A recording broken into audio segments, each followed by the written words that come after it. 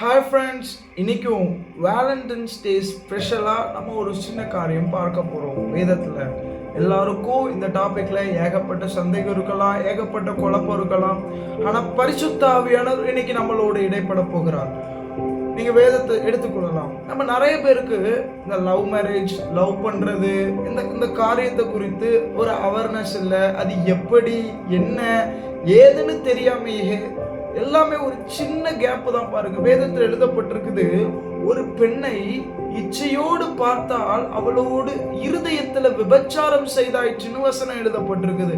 அப்போ நீங்க எதனாலும் சரி கேர்ஃபுல்லா நீங்க ஹேண்டில் பண்ணலனா, ஒரு ரிலேஷன்ஷிப்பையோ எதையும் நீங்க ஹேண்டில் பண்ணனா, விபச்சாரத்துல கூட அது கொண்டு போய் முடியலாம். அது விபச்சார பாவம் என்று கர்த்தர் சொல்றதை நான் நினைவு கூற வேண்டும் என்று நான் உங்களை நினைப்பூட்டுக்கிறேன்.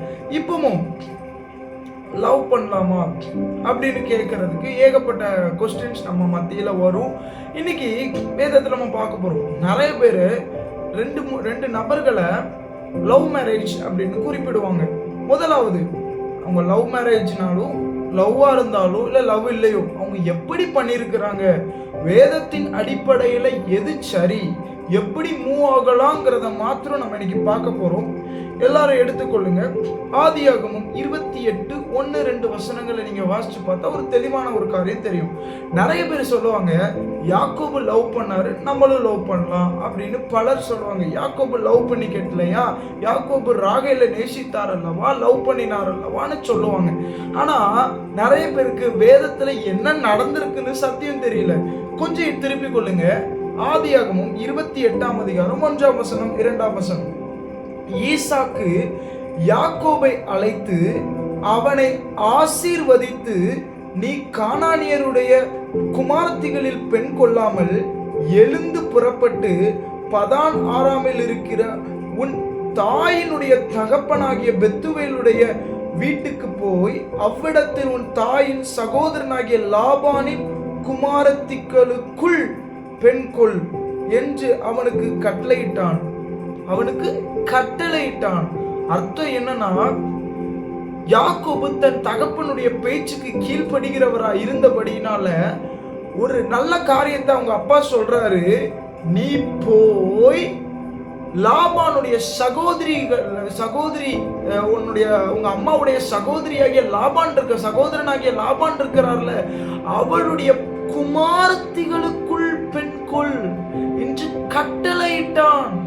அப்போ லாபானுடைய வீட்டுக்கு போய் அவன் குமாரத்தையே நீ கல்யாணம் பண்ணுன்னு சொல்லி அனுப்புனதே அவங்க அப்பா தான். எத்தனை பேருக்கு இந்த சத்தியம் புரியுது? அப்போ வேதத்தின் அடிப்படையில் இன்னைக்கு நம்ம எல்லாரும் வரணும் பாருங்க. இதான் இன்னைக்கு கர்த்தர் நம்மகிட்ட எதிர்பார்க்கிறார். இன்னைக்கு இந்த பகுதியில சொன்ன உடனே யாக்கோபு போய் பார்க்கிறாரு. முதல்ல பார்த்தது ராகேல். அவங்க அப்பாவோட கட்டளை என்ன சொன்னாங்க, குமாரத்திகளுக்குள் ஒருத்தி. அவன் பார்க்கறான். ராகேல பார்த்த உடனே இது யாருன்னு கேட்டான். கரெக்டா சொன்னாங்க, இது ராகேல்ங்கிறது லாபானுடைய குமாரத்தி அப்படின்னு. உடனே அவனுக்கு என்ன இருந்துச்சு, இதுதானே பொண்ணு, சரி கட்டுவோம் அப்படின்னு ஒரு மைண்ட் செட் வந்துச்சு. அதுக்கப்புறம் அவளை பார்த்த பிறகு அவளால மூத்தவளை அக்செப்ட் பண்ண முடியல, இளையவளை அக்செப்ட் பண்ணிக்கிட்டாரு. ஏன்னா முதல்ல பார்த்தது இதுதான், பிளஸ் அவன் அழகா வேற இருக்கிறான். So he accepted her. அவ்வளோதான், அவன் இருதயத்தில் ஏற்றுக்கொண்டான். அப்போ உடனே அவன் கூட்டிட்டு போயிட்டானா, இல்லைன்னா உடனே அவன் கல்யாணம் பண்ணிக்கிட்டானா? நோ, அவன் போய் லாபானிடத்துல கேட்கிறான். லாபானிடத்துல உன் பொண்ணாகிய ராகேல் எனக்கு கொடுங்கன்னு கேட்கிறான். அதுக்கு பிறகுதான் ஒவ்வொரு காரியம் நடந்து, அது ஒரு ப்ராசஸ். 7 years வெயிட் பண்றான், திரும்பி 7 years வெயிட் பண்றான், கிடைக்குது. அப்போ நம்ம ஒரு காரியத்தை தெளிவா தெரிந்து கொள்ளணும். பைபிளை எப்பவுமே முழுசா படிக்க பழகணும். நான் இன்னும் கூட ஒரு காரியத்தை சொல்லுவாங்க, நமக்கு எல்லாம் தெளிவா அறிந்து கொள்ளணும். இந்த சப்ஜெக்டை கொஞ்சம் தெளிவா அறிஞ்சுக்கிட்டீங்கன்னா நீங்க இடரவே மாட்டீங்க பாருங்க. கர்த்தரை நம்ப பழகுவீங்க. இந்த ஃபுல் வீடியோவையும் நீங்க கேளுங்க. மேரேஜ் லைஃப்ல உங்களுக்கு இடரல் இருக்காது. கர்த்தர் உங்களை தெளிவா நடத்த முடியும் பாருங்க. இன்னொரு காரியத்தை கூட நிறைய பேர் சொல்லுவாங்க, நிறைய பேர் எடுத்து பேசுவாங்க. அவர் யாருன்னா சிம்சோன். இவரை குறிச்சு நிறைய பேர் பேசுவாங்க. சிம்சோன் லவ் பண்ணி தான் கெட்டினாரு அப்படின்னு சொல்லுவாங்க. இந்த நபரை பத்தி சொல்லும் போதே எல்லாரோட இருதயத்திலே யோசிக்கணும், சிம்சோனுடைய ரிசல்ட் எல்லாருக்குமே தெரியும். சிம்சோன் எப்படிப்பட்ட ஒரு எண்டிங் அவனுக்கு இருந்துச்சு அப்படின்னு சொல்லி அவருக்கு தெரியும். ஒவ்வொரு காரியமும் எல்லாருக்கும் தெரியும். ஆனாலும் சிம்சோன் லவ் பண்ணானே அப்படின்னு சொல்லுவாங்க. ஆனாலும் என்ன சிந்திக்க வைத்த ஒரு காரியம், சிம்சோனுடைய காரியத்துல ஒரு முக்கியமான ஒரு சம்பவம். நீங்க அந்த அதிகாரத்தை எடுத்துக்கோங்க. நியாயாதிபதிகள் 14ஆம் அதிகாரத்துல 1ஆம் வசனத்துல இருந்து வாசிக்க போறோம். சிம்சோன் திம்னாத்துக்கு போய் திம்னாத்திலே பெலிஸ்தரின் குமாரத்திகளில் ஒரு பெண்ணை கண்டு திரும்ப வந்து தன் தாயையும் தகப்பனையும் நோக்கி, திம்னாத்திலே பெலிஸ்தரின் குமாரத்திகளில் ஒரு பெண்ணை கண்டேன், அவளை எனக்கு கொல்ல வேண்டும் என்றான். இப்போ ஒரு காரியம் புரியுது. அவன் பெலிஸ்தர்கள்ல ஒரு பொண்ணை பார்க்கறான். பார்த்துட்டு என்ன எழுதப்பட்டிருக்கு அதுல, அந்த திம்னாத்துல இந்த ஊர்ல போய் அந்த பொண்ணுகிட்ட போய் ஐ லவ் யூன்னு சொல்லல, நம்ம சேர்ந்து பேசலாமா, பழகலாமா, பீச் போலாமா, பார்க் போலாமா, காஃபி ஷாப் போலாமான்னு கேட்கல. பார்த்துட்டு அவனுக்கு பிடிச்சிருக்கு, பின்னாடி சொல்ற கண்ணுக்கு பிரியமா இருக்கு, போய் தாயிட்டையும் தகப்பன்ட்டையும் போய் இன்ஃபார்ம் பண்றான். முதல்ல அந்த பெண்ணிட்ட பார்த்தான்னு எழுது, பார்த்தா மட்டும்தான் செஞ்சான், பேசல. வந்து வீட்டுல வந்து சொல்றான். இன்னைக்கு இந்த அனுபவம் உங்களுக்கு இருக்குதா? இதுதானே கர்த்தர் எதிர்பார்க்கிறாரு இந்த பகுதியில. இதுக்கு நான் எதுக்கு இதை சொல்றேன்னா, சிம்சோனுக்கு ஏன் இவ்வளவு மரியாதை கொடுத்து சொல்றேன்னா, கீழே இதுக்கு ஒரு ஒரு காரியத்தை வச்சு கூட என்கிட்ட சிலர்லாம் வாதாடி இருக்கிறாங்க. 4ஆம் வசனத்தை எடுத்து பாருங்க. அவன் பெலிஸ்தரிடத்தில் குற்றம் பிடிக்க முகாந்தரம் உண்டாகும்படி இது கர்த்தரின் செயல் என்று அவன் தாயும் தகப்பனும் அறியாதிருந்தார்கள். அக்காலத்திலே பெலிஸ்தர் இஸ்ரவேலை ஆண்டார்கள். அப்போ ஒரு காரியம் தெரியணும், இவனுக்கு அந்த ஸ்திரீ மேல ஒரு விருப்பம் வந்ததுன்னு எழுதப்பட்டிருக்குது.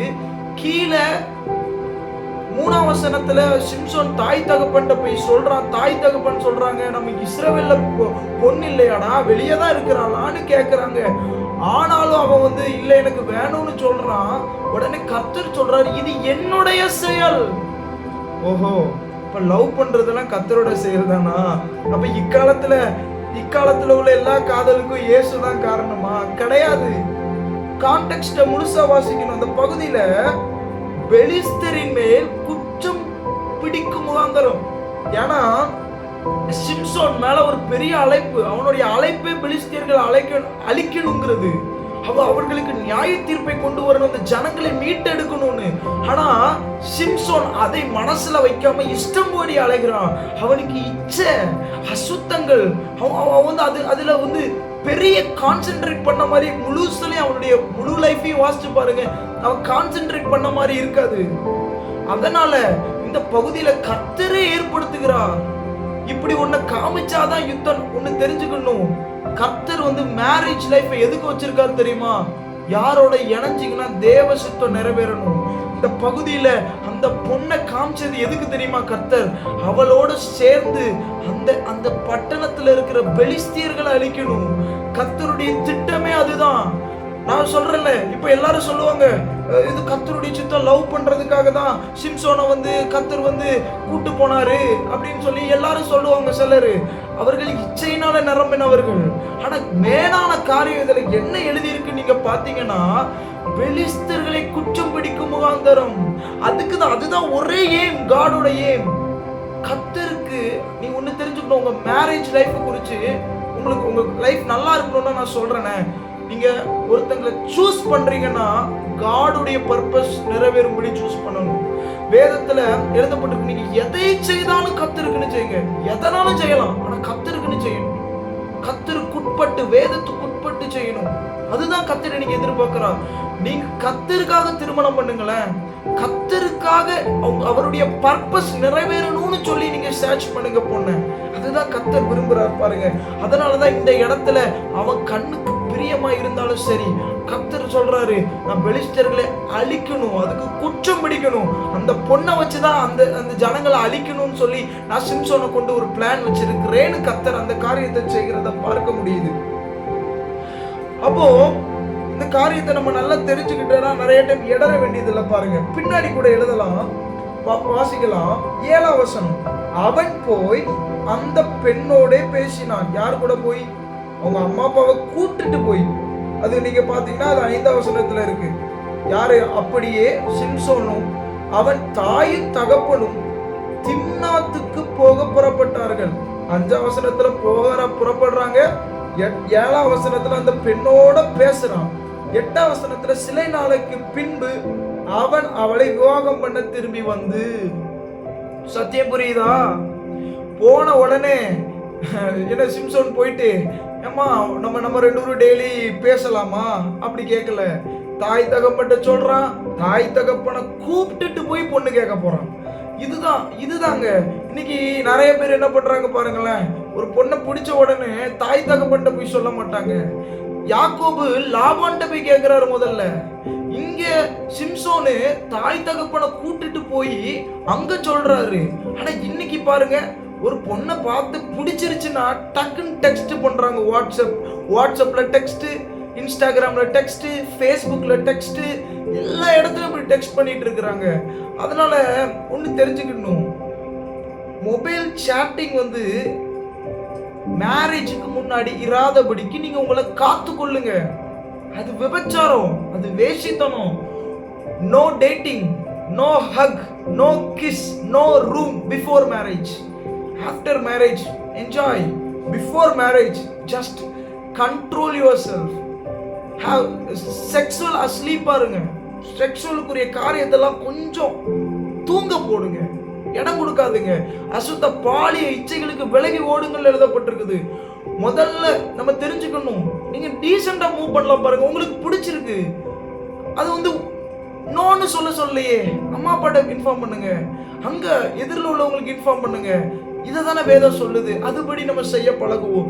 இன்னொரு இடத்துல இப்ப நீங்க நிறைய டைம் யோசிக்கிறோம், கர்த்தர் வந்து இப்படி பண்ண சொல்றாரு, அப்படி இருக்க சொல்றாரு, எங்களுக்கு இந்த மேரேஜ் லைஃப் நான் தானே கட்டி மாரடிக்க போறேன், எனக்கு ஃப்ரீ வில் இல்லையான்னு நீங்க கேட்கலாம். வசனத்தின் அடிப்படையில நம்ம பார்க்க போறோம். வசனத்தின் அடிப்படையில மேரேஜுக்கு உங்களுக்கு ஃப்ரீ வில் இருக்கு. ஃப்ரீ வில் இருக்கு. எப்படி சொல்றேன் நீங்க கேட்கலாம். வேதத்தில் எழுதப்பட்டிருக்கு, குணசாலியான ஸ்திரீயை கண்டுபிடிப்பவன் யார்? அது உங்க கையில கொடுத்திருக்காரு பாருங்க. இன்னொரு இடத்துல எழுதப்பட்டிருக்குது, 1 கொரிந்தியர் 7ஆம் அதிகாரம் 39ஆம் வசனம். 1 கொரிந்தியர் 7ஆம் அதிகாரம் 39ஆம் வசனம் நான் வாசிக்கிறேன். மனைவியானவள் தன் புருஷன் உயிரோடு இருக்கும் காலமளவும் பிரமாணத்தினால் கட்டப்பட்டிருக்கிறாள். தன் புருஷன் மரித்த பின்பு தனக்கு இஷ்டமானவனாயும் கர்த்தருக்கு உட்பட்டவனாயிருக்கிற எவனையாகிலும் விவாகம் பண்ணிக்கொள்ள விடுதலை பெற்றிருக்கிறாள். எழுதப்பட்டிருக்குது, ஒரு ஸ்திரியோட ஹஸ்பண்ட் செத்துட்டனா அவன் வந்து எவனையாகிலும் இஷ்டப்பட்டவனாயும். இன்னைக்கு அப்படின்னா இப்ப நிறைய பேர் அதையும் சொல்லுவாங்க. அப்போ செகண்ட் மேரேஜ்ல உள்ளவங்க மட்டும் இஷ்டமானவங்களை கல்யாணம் கட்டிட்டு ஃபர்ஸ்ட் மேரேஜ் மட்டும் கர்த்தர் அந்த பெயரை வெளிப்படுத்தும் வரை காத்து இருக்கணுமா? கிடையாது. நீங்க டீசெண்டா நீங்க வசனத்தை தெளிவா அறிந்து கொள்ளணும். இந்த இடத்துல கர்த்தர் என்ன சொல்ல வராரு? அப்போ மேரேஜ் லைஃப் குறித்து சொல்றாரு, நீ உனக்கு இஷ்டமானவங்களை நீ கல்யாணம் கட்டலாம். இது வசனம். நம்ம நிறைய பேர் ரொம்ப காம்ப்ளிகேட்டடா போக வேண்டாம் பாருங்க, வசனத்துக்குள்ள வந்துருங்க. வசனம் என்ன சொல்லுது? தனக்கு இஷ்டமானவனாயும், தனக்கு இஷ்டம், உங்களுக்கு பிரியமா இருக்கணும். 2வது ஒரு வார்த்தை இருக்குது, கர்த்தருக்கு உட்பட்டவனாயும் இருக்கிற. அப்ப என்ன அர்த்தம்னா, உங்களுக்கும் பிரியமா இருக்கணும், கர்த்தருக்கும் பிரியமா இருக்கணும். அப்ப இப்ப எனக்கு ஒரு டவுட், உங்களுக்கு பிரியமா இருக்கு ஆனா கர்த்தருக்கு பிரியமா இல்லைன்னா விட்டுரு. சில ரிலேஷன்ஷிப் கர்த்தருக்கு பிடிக்காது பாருங்க, நீங்க இருக்கிற விதம் கர்த்தருக்கு பிடிக்காது, கர்த்தர் சொல்லுவார் நிறுத்திரு. ஆனா கர்த்தருக்கு சிலது பிரியமா இருக்கும், உங்களுக்கு பிரியமா இல்லைன்னா நீங்க அலைன் பண்ணணும் ஒரு சித்தத்துக்கு. ஏன்னா நீங்க மனுஷங்களை ப்ளீஸ் பண்ண இந்த உலகத்துக்கு வரல, நீங்க தேவனை ப்ளீஸ் பண்ண வந்திருக்கீங்க. அதனால நீங்க இந்த சத்தியத்தை தெரிந்து கொள்ளுங்கள், உங்களுக்கு உண்மையிலேயே பிரயோஜனமா இருக்கும் பாருங்க. அப்போ ஆண்டவர் சொல்றாரு, கிறிஸ்துவுக்குள்ள இருக்கணும். அவன் அவ்வளவுதான், பெருசால எந்த ரூலும் சொல்லலையே, கிறிஸ்துவுக்குள்ள இருக்கணும், உனக்கும் பிடிச்ச மாதிரியே பாருப்பா அப்படின்னு தானே கர்த்தரே சொல்றாரு. இந்த பகுதியில பவுலை கொண்டு நீ எடுத்து வாசிங்க, இங்கிலீஷ் பைபிள் அழகா இருக்கு. A woman is bound to her husband as long as he lives, but if her husband dies, she is free to marry anyone free to marry anyone she wishes, but he must belong to the Lord. கர்த்தருக்கு உட்பட்டவனா இருக்கணும், கர்த்தருக்கு பிரியமானவனா இருக்கணும். இதுதான் உங்களுக்கு தேவை. இதை focus பண்ணுங்க, இதை ஃபோக்கஸ் பண்ணுங்க. இதுதான் ஒரு ஆப்போசிட் ஜெண்டரை யாரை சூஸ் பண்ணணும்? கர்த்தருக்கு பிரியமானவனை சூஸ் பண்ணுங்க, கர்த்தருக்கு பிரியமானவனை சூஸ் பண்ணுங்க. உங்களுக்கு பிடிச்சிருந்து சூஸ் பண்ணுங்க. இப்போ உங்களுக்கு நிறைய சந்தேகம் வரும், 3 பேர் இருக்காங்கங்க, இதுல யார் யார் யார் யாரு? எல்லாருமே கர்த்தருக்கு பிரியமானவங்களா? எல்லாருமே பிரியமானவங்க. then choose. உனக்கு பிடிச்ச 3 பேர்ல ஒன்றை சூஸ் பண்ணு. that's all. கர்த்தர் உன் முன்னாடி எப்படி உன்னை நடத்துறாரு நீ பார்த்துக்க. அது தெளிவா இருந்தீங்கன்னா கர்த்தர் உங்களை நடத்த முடியும். பாருங்க, இன்னைக்கு எனி ஒன் அப்படிங்கிறதுனால எல்லாரையும் நம்ம சூஸ் பண்ணிட முடியாது. இன்னைக்கு நிறைய பேர் பாருங்க, மதத்தை பார்த்து கல்யாணம் பண்ணுவாங்க, ஜாதியை பார்த்து கல்யாணம் பண்ணுவாங்க, வேலையை பார்த்து கல்யாணம் பண்ணுவாங்க. But we followers of Christ, நமக்கு இந்த மதம் ஜாதி எதுவுமே பார்க்கக்கூடாது. நம்ம எல்லாத்துக்கும் முக்கியமா பார்க்க வேண்டியது என்னன்னா, அவங்க ஜீசஸ்குள்ள இருக்கிறாங்களா, உண்மையா ஃபாலோ பண்றாங்களா. எல்லா கிறிஸ்டியன்ஸையும் நீங்க கெட்டிட முடியாது. பாருங்க, அவங்க அழகா இருக்கலாம், சம்பாதிக்கலாம், நீங்க கல்யாணம் கட்டிட்டு பின்னாடி நீங்க படுற பாடு பெருசா இருக்கும். நீங்க அதனால இந்த டைம் ரொம்ப குரூஷியல் டைம். நீங்க ரொம்ப கேர்ஃபுல்லா நீங்க டிசைட் பண்ணணும். எப்படி டிசைட் பண்றது? குழம்பிக்கிட்டே இருக்கிறதா? கிடையாது. நீங்க செக் பண்ணுங்க, ரட்சிக்கப்பட்டிருக்காங்களா? முதல்ல நீங்க ரட்சிக்கப்பட்டிருக்கீங்களா? ரட்சிக்கப்படாம தயவு செய்து கல்யாண வாழ்க்கையில என்ட்ராவாதுங்க. நீங்க எப்படியாவது ரட்சிக்கப்பட்ட பிறகு கல்யாண வாழ்க்கையில என்ட்ராவுங்க. ஏன்னா ரொம்ப அவசியம், அது ரொம்ப அவசியம். அதனால இது நம்ம ரொம்ப கேர்ஃபுல்லா நம்ம பழகிட்டோம்னா நமக்கு ரொம்ப பிரயோஜனமா இருக்கும். நிறைய பேர் ஒரு வித்தியாசமா யோசிக்கிறாங்க. எப்படின்னா, நிறைய பேர் நினைக்கிறாங்க, கர்த்தர்கிட்ட வந்து கேட்டு கர்த்தருடைய காதுல இருந்து சத்தத்தை கேட்டுட்டு ஒரு பெண்ணை நான் சூஸ் பண்ணிட்டேன்னா என் லைஃப்ல வந்து கஷ்டமே வராது அப்படின்னு நிறைய பேர் நினைக்கிறாங்க. சாரி, நீங்க தவறான ஒரு எண்ணத்துல இருக்கிறீங்க. கர்த்தரே உங்ககிட்ட நேரடியா பேசினாலும், எங்க ஆதாமுக்கு யாருங்க பெண்ணு கொடுத்தது? கர்த்தர் தானே கொடுத்தாரு, ஏவாள் தானே கொடுத்தாரு. அந்த அம்மா தானே பழத்தை கொண்டு வந்தாங்க, அந்த அம்மா தானே பழத்தை கொடுத்து அவனையும் பாவத்துக்குள்ளாக்கி இந்த அம்மாவும் பாவத்துக்குள்ளாக்கி. அப்போ கர்த்தர் கொடுத்தாலும் பாவம் அதுக்குள்ள வர முடியுமா? முடியும். கர்த்தர் அதனாலதான் உங்களுக்கு ஏவாளை மட்டும் ஆதாமுக்கு கொடுக்கல, கூட ஒரு கட்டளையும் கொடுத்திருந்தாரு. நடுவுல உள்ள விருட்சத்தின் கனியை மட்டும் புசிக்காத, நன்மை தீமை அறியும், அதை புசிக்காதன்னு சொல்லி கொடுத்திருந்தாரு. அதே மாதிரிதான் நமக்கும் பொண்ணை மாத்திரம் கல்யாணம் பண்றதுக்கு கிறிஸ்துவுக்கு உட்பட்ட பொண்ணை மாத்திரம் கெட்டுன்னு உங்களுக்கு சத்தத்தை இன்னைக்கு வெளிப்படுத்தல. பிளஸ் நீ அதுக்கு ஏத்தாப்ப நீ உன்னை மாத்தலனா வசனம் அதுக்கு தான் கொடுத்திருக்காரு. நீ எப்படி அட்ஜஸ்ட் பண்ணி போகணும்? உன் மேரேஜ் லைஃப்ல எப்படி நீ அட்ஜஸ்ட் பண்ணி போகணும்? நீ உன் இஷ்டத்துக்கு இருந்துட்டு அது கர்த்தர் தானே கொடுத்தாரு. என் லைஃப்ல பிரச்சனையா வருது, போராட்டமா வருது, நீ பின்னாடி கேட்க முடியாது. வேதத்துல எழுதப்பட்டிருக்குது. நீ அது எவ்வளவுதான் கர்த்தரே தெளிவா இறக்கி ஏவாளை உன் பக்கத்துல கொடுத்தாலும் நீங்க வசனத்துக்கு நேராக உங்க இருதயத்தை அலைன் பண்ணாம இருந்தீங்கன்னா சண்டைகள் வரலாம், போராட்டம் வரலாம், ஏன் டைவர்ஸ் வரைக்கும் கூட போகலாம். அதனால நீங்க முன்கூட்டியே உங்க இருதயத்தை எப்படி அட்ஜஸ்ட் பண்ணணும், அவர்களுக்கு ஏத்தாப்ப கர்த்தருக்கு பிரியமா எப்படி உங்க குடும்பத்தை ட்ரெயின் பண்ணணும், அதே மாதிரி மனைவியானவளும் தன் புருஷனுக்கு ஏற்றாப்புல எப்படி நடக்கணும், எப்படி செயல்படணும்னு சொல்லி நீங்க முதலே வேதத்தை அறிந்து கொண்டீங்கன்னா அந்த காரியத்துல நீங்க தெளிவா வாழ முடியும். அதனால எப்பவுமே தெரியணும், ஜாதி மதம் தூர முதல்ல கர்த்தர் எதிர்பார்க்கிறாரு, அவரை ஃபாலோ பண்ணணும், ரட்சிக்கப்பட்டவன். இதை நீங்க மனசுக்குள்ள ஆழமா வைத்துக் கொள்ளணும். இன்னும் கூட நம்ம நிறைய பேருக்கு சந்தேகம் இருக்கலாம். நான் வந்து கொஞ்சம் தெளிவா பேசுறேன், உங்களுக்கு புரிய பாருங்க. இப்போ ஒரு பையனுக்கு ஜஸ்ட் ஒரு 14 இயர்ஸ் ஆகுது, இப்பவுமே அவன் பொண்ணு பார்க்க ஆரம்பிச்சுட்டான். குணசாலியான ஸ்திரியை கண்டுபிடிப்பவன்யா. சாரி, உங்க இடத்துல நீங்க வாழ்ற இடத்துல உங்க குடும்பத்துல எந்த டைம்ல பொண்ணு பார்க்க ஆரம்பிக்கிறாங்க, பையன் பார்க்க ஆரம்பிக்கிறாங்க நீங்க பார்க்கணும். இஃப் இட் இஸ் 26க்கு மேலதான் ஆரம்பிக்கிறாங்கன்னா நீங்க 26ல பாருங்க போதும். அந்த டைம்ல உங்களுக்கு யாரையாவது பிடிச்சிருக்குன்னா நீங்க வீட்டுல இன்ஃபார்ம் பண்ணலாம், சுத்தி உங்க அப்பா அம்மாட்ட இன்ஃபார்ம் பண்ணலாம், அங்கிருந்து அங்க பேசி நீங்க கல்யாணத்தை ஓகே பண்ணலாம். ஆனா அதை விட்டுட்டு நான் 14 வயசுல இருந்து தேடுறேன்னா சாரி, நீங்க விபச்சாரம் பண்ணிக்கிட்டு இருக்கீங்க. நான் டெய்லி சேட் பண்ணுவேன், டெய்லி பேசிக்கிட்டு இருக்கேன்னா நீங்க விபச்சாரம் பண்ணிக்கிட்டு இருக்கீங்க அக்கார்டிங் டு பைபிள். இதை நம்ம தெளிவா தெரிந்து கொள்ளணும். முதல்ல தெரியணும், ஏஜ் ஏஜ் ஃபர்ஸ்ட் நான் முதல்ல சொன்னேன், கிறிஸ்துவுக்கு உட்பட்டவர்கள் பவுல தான் சொல்றாரு. ரெண்டாவது உனக்கு பிடிச்சவங்க. மூணாவது ஏஜ். எல்லா வயசும் எல்லாத்துக்கும் சூட்டபிளா இல்ல, சரியான நேரம் கிடையாது. கர்த்தருடைய நேரத்துக்கு நீங்க வெயிட் பண்ணணும். அதுதான் என்ன எழுதி இருக்குன்னு பார்க்கணும். இன்னொரு காரியத்தை நம்ம தெரிந்து கொள்ளணும். மத்தேயு 13:41 இந்த வசனத்தை தெரிஞ்சா நீங்க பல காரியத்துல இருந்து தப்பிச்சுக்கலாம். மத்தேயு 13:41 மனுஷகுமாரன் தம்முடைய தூதர்களை அனுப்புவார், அவர்கள் அவருடைய ராஜ்யத்தில் இருக்கிற சகல இடறல்களையும் அக்கிரமம் செய்கிறவர்களையும் சேர்த்து அவர்களை அக்கினி சூளையிலே போடுவார்கள், அங்கே அழுகையும் பற்கடிப்பும் உண்டாயிருக்கும். வேதத்துல அழகா எழுதப்பட்டிருக்குது, சகல இடறல்கள் உண்டாக்குகிறவர்களையும். கொஞ்சம் யோசிச்சு பார்க்கணும். நீங்க சொல்லலாம், எனக்கு இஷ்டமானவனை நான் கெட்டலாமேன்னு பவுல் சொல்லியிருக்காரு, அப்ப என் இஷ்டத்துக்கு நான் கெட்டலாமான்னு நீங்க கேட்கலாம். அவன் கிறிஸ்தவன் தான், அப்ப நான் என் இஷ்டத்துக்கு கெட்டலாமான்னு நீங்க கேட்கலாம். ஆனாலும் சில ரெஸ்ட்ரிக்ஷன் வேதத்தின் அடிப்படையில் இருக்குது. நீங்க ஒருவேளை நீங்க உங்க சர்ச்சுக்குள்ளேயே நீங்க லவ் பண்ணலாம். ஒரு பையனை பார்த்துட்டு எனக்கு இஷ்டமா இருக்குன்னு சொல்லலாம். ஆனா வெளியே உள்ளவர்கள் பார்த்து ஒருவேளை நினைக்கலாம், இவன் ரொம்ப நாள் சேட் பண்ணியிருப்பாங்க, அசிங்கமா உங்களை நினைச்சிருக்கலாம். நீங்க இடரலை உண்டாக்காதபடி பார்த்துக்கோங்க.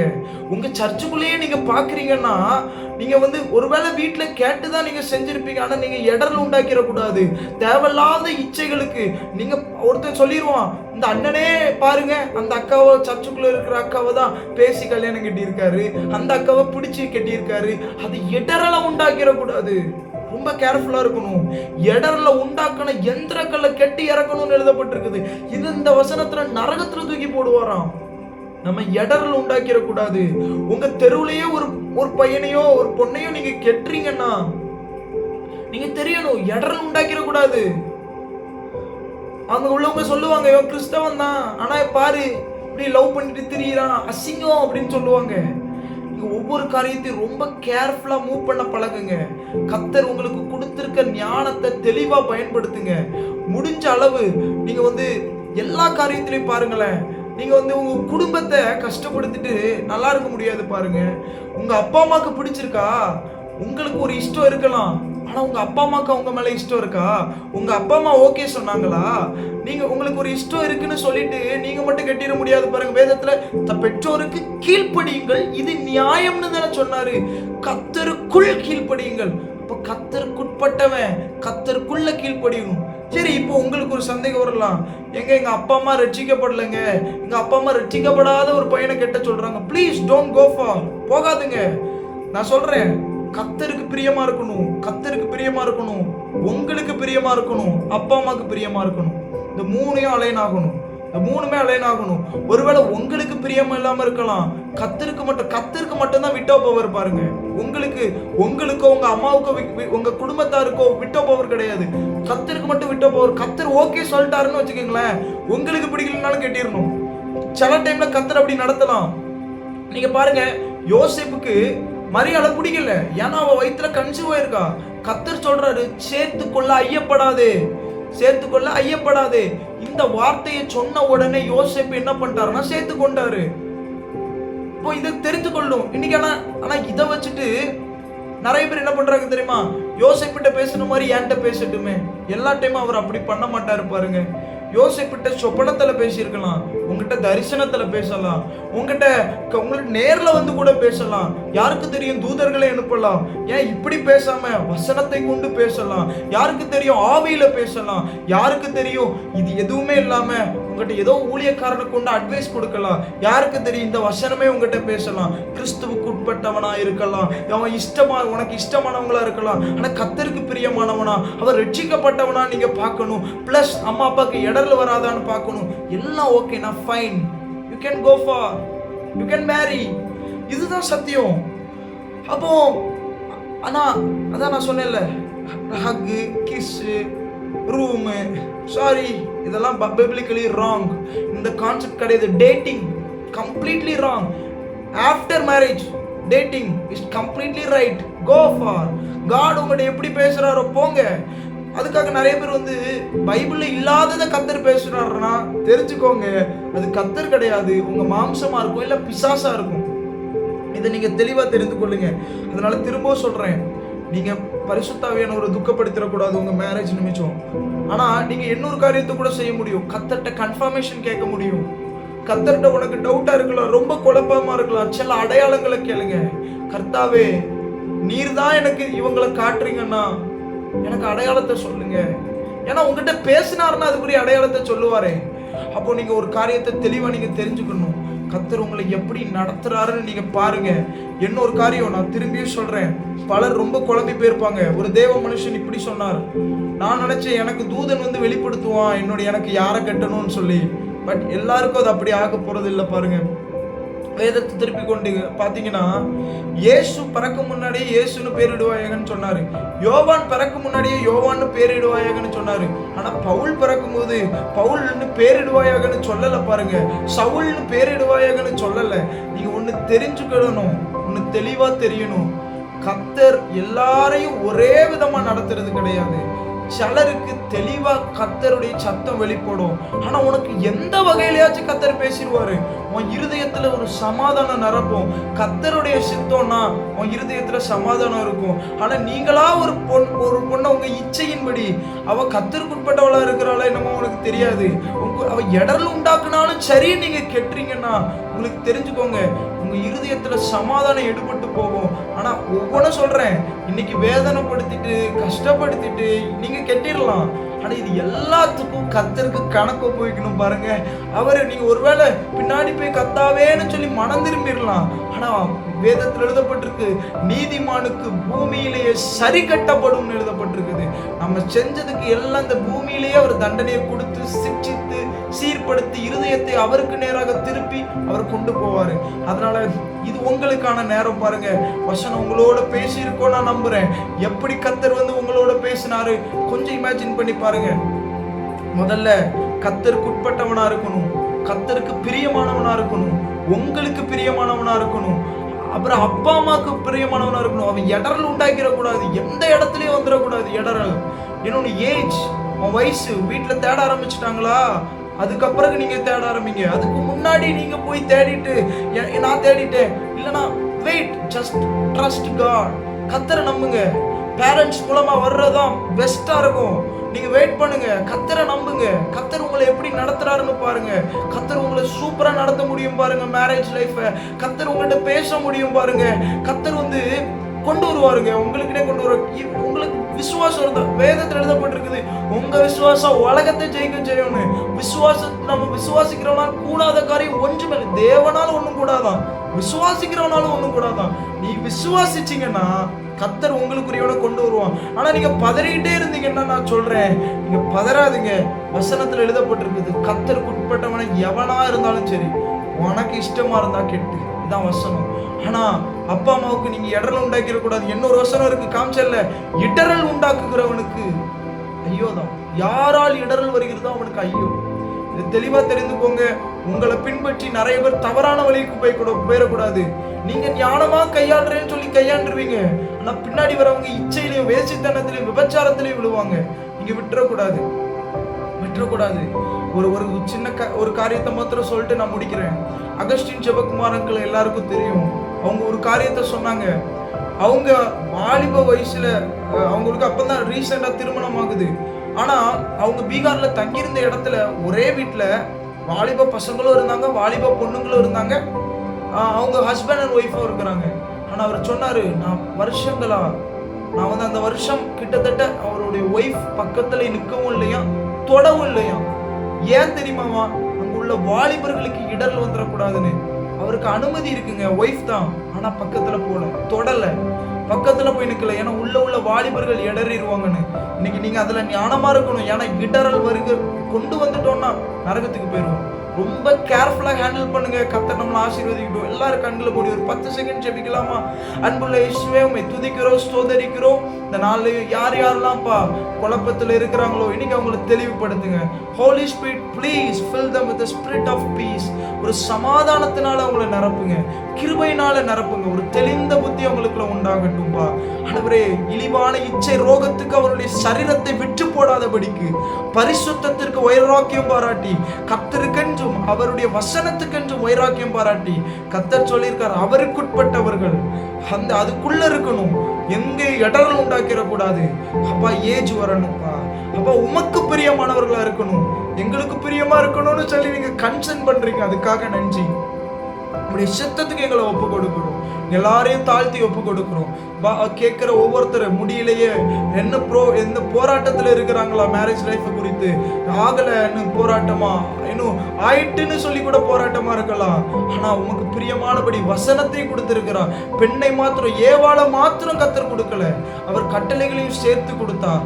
நமக்கு இன்னைக்கு பெண்ணை மாத்திரம் கர்த்தர் கொடுக்க போறது இல்லை, வசனத்தையும் சேர்த்து தான் வச்சிருக்கிறார் வேதத்துல. அதனால அதன்படி வாழும் பொழுது எந்த போராட்டத்தையும் ஜெயிக்க முடியும், எந்த சூழ்நிலைகளையும் கர்த்தருக்குள்ள இருக்க முடியும், எந்த சூழ்நிலையிலையும் கர்த்தருக்குன்னு வைராக்கியமா நிற்க முடியும். அவர்களையும் மேனேஜ் பண்ற ஸ்கில்ஸை கர்த்தர் கொடுப்பாரு. எல்லாத்தையும் அப்படி ஆசீர்வதிங்கப்பா, கிருபையினால நிரப்புங்க. பரிசுத்தாவின் ஒவ்வொருத்தரையும் தொடுங்கன்னு சொல்லி ஜெபிக்கிறோம், இயேசுவின் நாமத்தில் ஜெபிக்கிறோம் நல்ல பிதாவே. ஆமென் ஆமென். Praise God, praise God.